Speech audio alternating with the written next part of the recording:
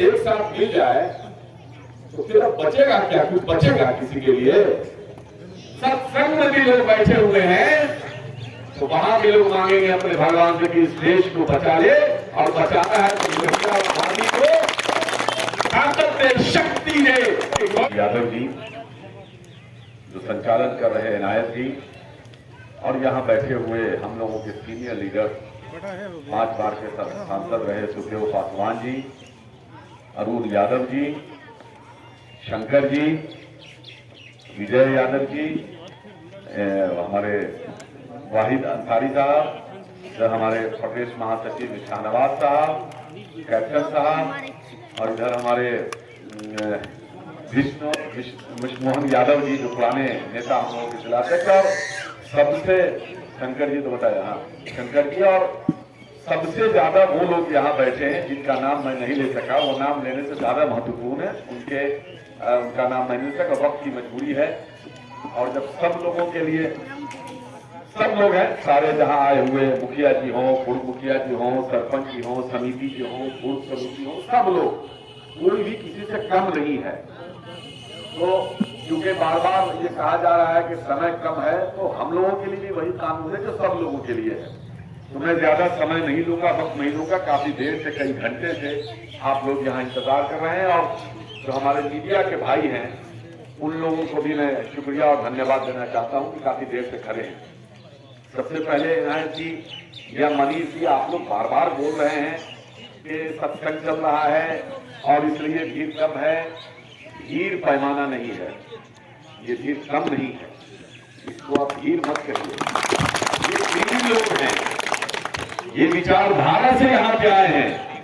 अगर ये विचारधारा से लैस नहीं होते, पार्टी के कोर टीम लोग नहीं होते, तो 4 घंटा आपके पास यहाँ नहीं बैठते। इसलिए इस शानदार जानदार मैं ये कह सकता हूं कि पूर्णिया के रणभूमि मैदान में रैली के लिए जो जिला में अब तक जितनी मीटिंग हुई होगी तैयारी की, सबसे बेहतरीन मीटिंग जिसको कही जा सकती है। और मैं बहुत जिम्मेदारी के साथ कह रहा हूं कि मुझे लगता है कि युवा राष्ट्रीय ताकत पूरे जिला में सबसे ज्यादा इस इलाके से जाएगा। जब दो जोश एक साथ मिल जाए तो फिर अब बचेगा क्या? कुछ बचेगा किसी के लिए?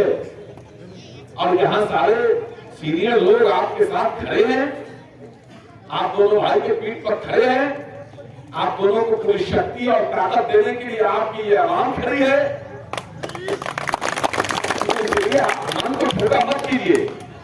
सत्संग में भी लोग बैठे हुए हैं तो वहां भी लोग मांगेंगे अपने भगवान से कि इस देश को बचा ले, और बचाना है तो इंदिरावादी को ताकत दे, शक्ति दे कि गौरसेवादी को शिकस्त दे सके। ये लड़ाई है। रणभूमि मैदान में तो रैली नहीं है। मैं कह रहा हूं लोगों से, आप इसे रैली मत समझिए। रणभूमि मैदान वो जगह तय हुआ है जहां सीमांचल के गांव के गरीब, बुढ़वा, दलित, पिछड़ा, पिछड़ा, अल्पसंख्यक समाज के अंतिम पायदान पर बैठे हुए तमाम जाति बिरादरी के लोग, तमाम धर्म के लोग जो अंतिम पायदान पर बैठे हुए लोग हैं, चाहे वो अगला हो, पिछड़ा हो, किसी भी समाज से आते हो, वो तमाम लोग वहां पहुंचेंगे और पहुंच के ये पढ़ लेंगे, ये हद करेंगे कि जिस तरह अंग्रेज को गांधी जी ने भगाने के लिए बिहार को चुना और बिहार की धरती से इंकलाब जिंदाबाद का नारा दिया गया, इसी तरह से उनके चेलों को भगाने के लिए फिर से बिहार और सीमांचल को चुना गया है। यहाँ से जो ऐलान होगा उनकी गांव हिंदुस्तान के कोने कोने में सुनाई देगी। पूरा देश तबाह है। ये लड़ाई कोई हमारे यहाँ की है, जाति नागरिक की लड़ाई है। ये लड़ाई तो खुद के वजूद को बचाने की लड़ाई है। मैं आपको बताऊं आप लोग, जहाँ हिंदू मुस्लिम सीमांचल में खासतौर से कर दिया जाता है और हमारा बैकवर्ड समाज भाग जाता है। हमारे बैकवर्ड समाज को ये समझ में नहीं आती है बात कि भाजपा मुसलमानों के खिलाफ नहीं है, माफ कीजिएगा, उसको मुसलमानों से नफरत नहीं है। मुसलमान को बहाना है, दलित पिछड़ा निशाना है। हिंदू बनेगा जो मुसलमान बनेगा, जो इंसान की औलाद है वो इंसान बनेगा। जब इंसान के कोख में आता है तो भगवान से, ईश्वर से, अल्लाह से, गॉड से, वाहे गुरु से ये आवेदन नहीं देता कि मुझे हिंदू में पैदा करो, कि मुसलमान में पैदा करो, कि सिख में पैदा करो, कि ईसाई में पैदा करो। वो तो एक माँ के कोख में आता है, एक इंसान के कोख में आता है, इंसान के कोख से जन्म लेता है, इंसानियत के लिए पैदा होता है और इंसानियत के लिए जीता और मरता है। जब इंसान अपनी माँ के कोख से पैदा होता है तो जब कोई मुसलमान के घर पैदा होता है तो उसके कान में आवाज दी जाती है, लब्बैक कहा जाता है, अजान की आवाज गूंजती है, उसका नाम कलीम, सलीम, हमीद, रहीम रखा जाता है। जब वो बच्चा बड़ा होता है तो उसको पता चलता है कि मैं फलाने मोहम्मद का फलाना मोहम्मद हूँ, मैं उसका बेटा हूँ, मैं मुसलमान हूँ। लेकिन जब हिंदू के घर में बच्चा पैदा होता है और बच्चा वो बड़ा होता है तो उसको उसके कान में, जब बच्चा पैदा होता है तो उसके कान में सिया राम, सिया राम, सिया राम बोला जाता है। और जब वो बच्चा पैदा होता है तो मनीष और ये शंकर जी और फलाने जी, यादव जी, उदय जी, अरुण जी का नाम रखा जाता है। जब बच्चा पैदा बड़ा होता है तो उसको पता होता है कि मैं हिंदू हूँ, मैं अरुण हूँ, मैं शिव हूँ, मैं शक्ति हूँ, मैं फलाना हूँ, मैं ठिकाना। यही तो हिंदुस्तान है, यही तो इस देश की खूबसूरती है। मुसलमान के बात देखते हो, जब जो व्यक्ति में लड़ाई होता है या कोई एक मोटरसाइकिल चला रहा है, उसने किसी को धक्का मार दिया, इत्तेफाक से चलाने वाला मुसलमान था और इत्तेफाक से जो जिसका एक्सीडेंट हो गया वो मनीष कलीम से कोई रहा होगा और उसको हिंदू मुसलमान बना दिया। या चलाने वाला इत्तेफाक से मनीष था और जिसको धक्का लग गया वो सलीम और कलीम था, वो हिंदू मुस्लिम बना दिया। याद रखना, जो कायर होता है, जो गॉड सेवादी होता है,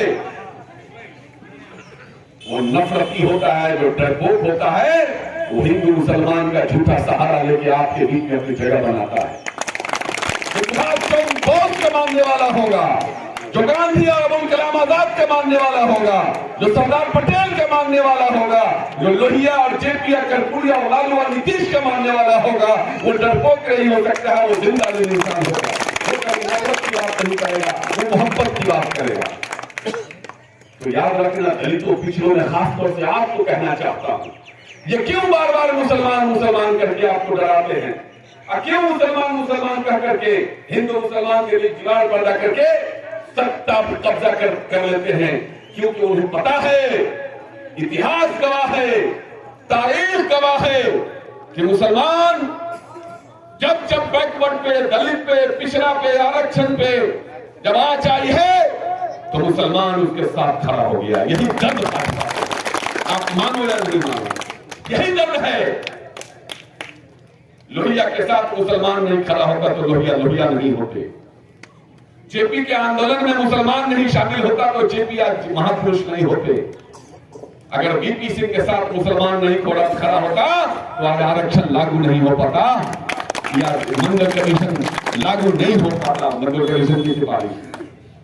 और मुसलमान अगर लालू यादव के साथ नहीं खड़ा होता तो लालू यादव महापुरुष नहीं होते और आपकी सरकार नहीं होती, पिछड़ों की सरकार नहीं होती। मुसलमान अगर अखिलेश यादव के साथ नहीं खड़े होते तो सपा की, समाजवादियों की सरकार नहीं होती।